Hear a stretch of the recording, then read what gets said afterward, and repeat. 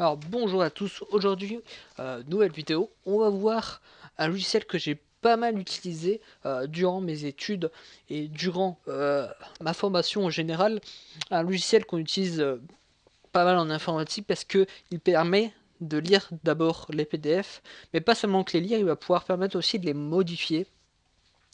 Donc c'est pour ça que durant mes études, ce logiciel a été très utile parce qu'il permet sur un dossier, sur un fichier PDF de modifier entre autres le PDF, donc en effaçant des parties pour pouvoir écrire ce qu'on a besoin, surligner des passages selon ce qu'on veut. Du coup, pendant nos études, c'était fort utile parce que notre professeur nous lançait sur le réseau local son fichier au format PDF, nous on le récupérait et on le modifiait avec ce logiciel. Donc ce logiciel aujourd'hui c'est Xurnal, c'est Xurnal. Donc un logiciel très très utile que je trouve actuellement parce qu'il permet de faire des prises de notes et de modifier aussi des PDF. Donc il fait une très grande variété de choses et il est vraiment utile. Donc on va pouvoir utiliser ce logiciel à la souris ou au clavier. Donc à la souris il va imiter un crayon grâce à la souris et au clavier en tapant son texte. Donc il va permettre d'écrire sur un PDF, de surligner un PDF ou d'entourer d'éventuels dessins, mots que l'on souhaiterait retenir et bien euh, bien assimilé particulièrement. Donc on va voir tout de suite comment l'installer. Par la suite, je vous montrer les différentes utilités de ce logiciel. Donc comme je l'ai dit, d'écrire sur un PDF, surligner sur un PDF et d'entourer dans un PDF. Donc pour l'installer, rien de très compliqué. Soit vous allez ici sur le site que je mettrai dans la description ou via le site, si vous regardez via le site, vous trouverez dans le site l'article, le lien pour aller à cette page.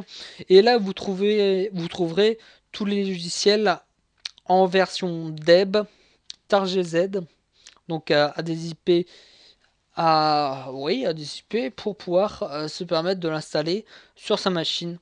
Donc avec plusieurs formats pour les 64 bits, les 32 bits, là, tout est opérationnel. Donc ce logiciel aussi est disponible sur Windows. Donc sur Windows, il est aussi disponible. Il suffit de télécharger je sais pas si sur celui-là, non, je pense pas que ici il a la version sur Windows, mais je vous mettrai aussi la version pour Windows où c'est un zip à télécharger directement depuis le site Xurnal.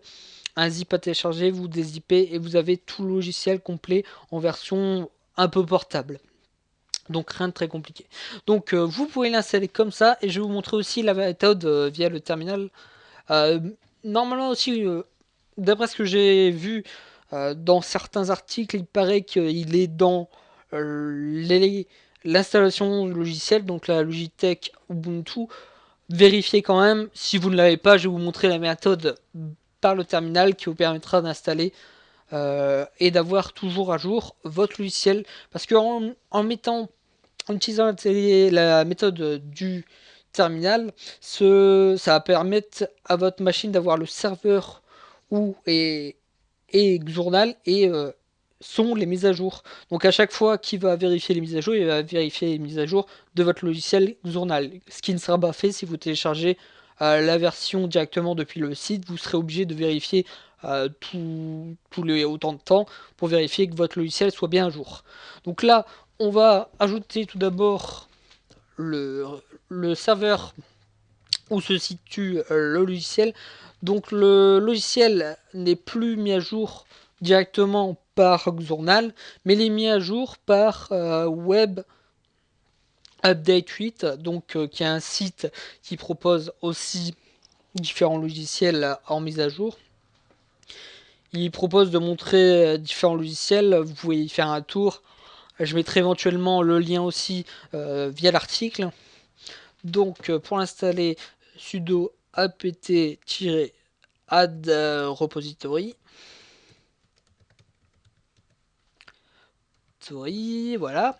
Et là, on va faire PPA 2 points NI A L A R I M O G A R D slash web UPD 8. Hop, entrée, il demande le mot de passe bien évidemment de la machine. Donc là, il vous demande si vous voulez bien entrer le serveur. Donc vous faites entrer et il est rentré. Donc après, sudo apt get update.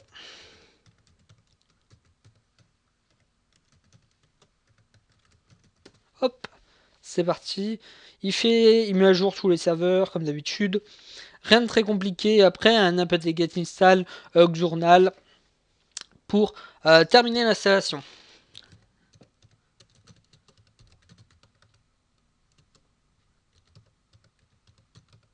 Hop là. Donc voilà. Ouais, il faut le faire avec sudo, bien évidemment, pour passer en mode administrateur.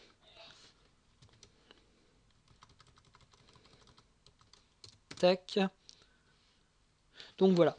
Moi, il est installé, évidemment, comme d'habitude. On prévoit l'installation des logiciels bien avant. Voilà. Et là, on peut lancer notre journal. Donc là, on arrive sur le système de base. Donc quand on lance le logiciel sans rien. Donc là, il va pouvoir nous permettre de faire du traitement de texte de base. On arrive sur une feuille ressemblant à un format de feuille lambda pour écrire, pas des feuilles papier, mais quand même un format pour pouvoir écrire dessus. Donc c'est pour ça qu'il est plus attribué à de l'écriture en cours, en attribution scolaire. Donc pour écrire, toujours choisir le mode texte pour pouvoir écrire sur les lignes votre texte.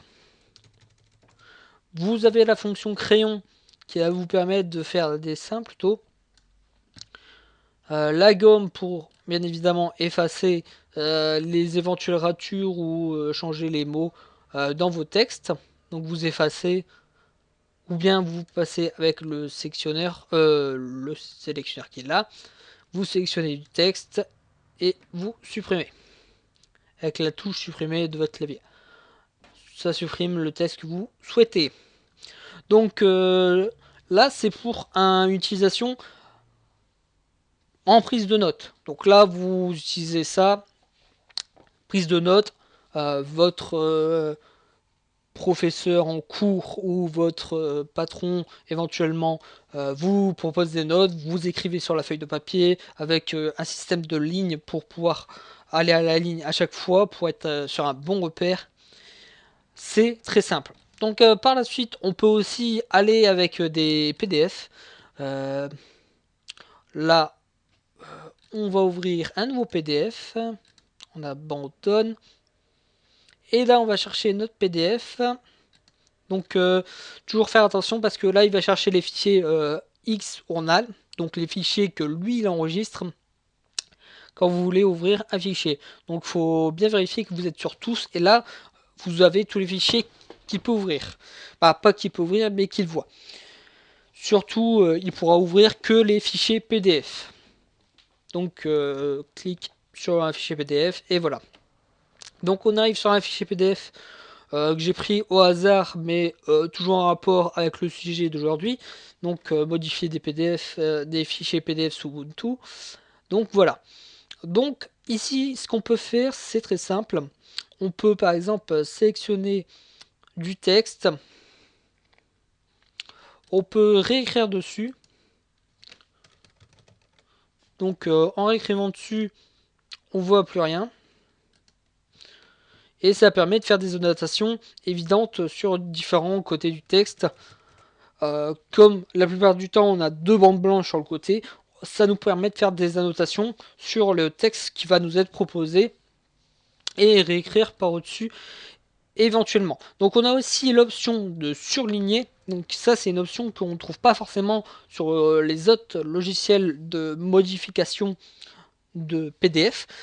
Et cette option est vraiment bien et assez sympathique, et surtout pour la prise de notes, pour les textes où on doit prendre des mots, qu'on doit connaître des mots, comme en cours, en, à l'école. La plupart du temps, on doit chercher des mots dans des textes, tout ça. Donc ici, rien de très compliqué. On passe sur un mot et d'un seul coup, il se surligne. On voit de la couleur apparaître sur ce mot et la couleur passe derrière le mot. Donc on peut passer sur plusieurs lignes et voir que au début c'est jaune très clair. On se dit que le mot va pas passer, on va plus voir le mot, mais ne vous inquiétez pas, c'est juste pour bien voir où vous passez.